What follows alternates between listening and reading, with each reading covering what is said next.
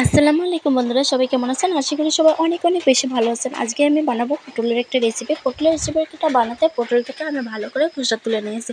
তো বন্ধুরা, খোসা তুলে নেওয়ার পর এটাতে শিলনোড়ায় আমি এরকম করে থেতলে নেব।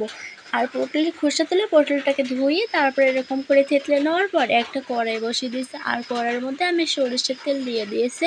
আর এখন দিয়ে দেবো আমি কাঁচামরিচ 5 থেকে 7টার মতো নিয়ে তারপর কাঁচামরিচটাকে একটু ভেঙে ভেঙে দিয়েছি।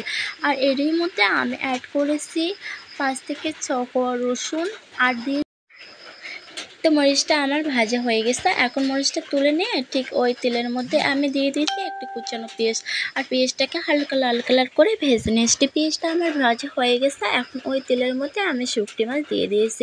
এখানে আমি পুঁটি মাছের শুকটি দিয়েছি, আপনারা চাইলে অন্য কোনো শুকটাও ব্যবহার করতে পারেন। এইটা কিন্তু বাড়িতে বানাও পুঁটি মাছের শুকটি, এই শুকটিটার স্বাদ ভালো। তো যে শুকটি মাছের স্বাদটা একটু ভালো হবে ওই শুকটি মাছটা দিয়ে ভর্তা করলে ভীষণ টেস্টি লাগে। এই জন্য আমি ভালো ধরনের শুকটি মাছ দিয়েছি। আর এখানে থেতলে রাখা ওই যে পটলটা, ওটা এর মধ্যে দিয়ে একটুখানি হলুদ দিয়েছি।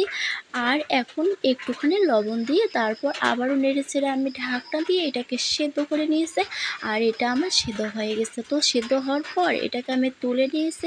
আর ওই যে শিলনোড়াটা যে আছে ওই শিলনোড়ার মধ্যে আমি নিয়ে নিলাম। আর এটাকে আমি এখন বেটে নেব। এখন এটা হাতের সাহায্যে বেটে নেব। আর বন্ধুরা, জানেন তো, হাত দিয়ে যে বাটনা করা হয় না, তার টেস্টটা আলাদাই হয়। আর ব্লেন্ডারে যে ভর্তাটা করা হয় ওটার কিন্তু টেস্টটা এই শিলনোড়ার মতো হয় না। এই জন্য আমি এরকম হাত দিয়ে একটু কষ্ট করে বেটে নেব। তো আপনারা চাইলে এই ভর্তাটা একবার হলেও করে দেখতে পারেন, ভীষণ ভালো হয় বন্ধুরা এই ভর্তা রেসিপিটা। আমি তো বাড়িতে প্রায় এরকম করে বানিয়ে নিই। আর বন্ধুরা, এর মধ্যে যখন এটা ভালো করে পেশানো হয়ে গেছে, ঠিক এর মধ্যে আমি দিয়ে দিয়েছি প্রায় 3 থেকে 4 চামচের মতো সরিষার তেল। সরিষার তেলটা না দিলে ভর্তার টেস্টটা কিন্তু অসম্পূর্ণ থেকে যায়।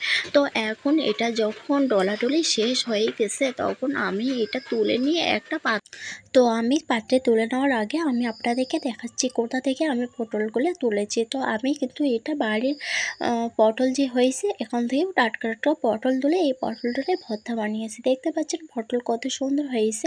আর ভর্তাগুলো পাত্রে তোলার পর দেখে নিশ্চয়ই বুঝতে পারছেন কতটা লোভনীয় হয়েছে। যারা পটল খেতে চায় না তারাও কিন্তু নিমেষে এই পটল ভর্তার রেসিপিটা খেয়ে নেবে।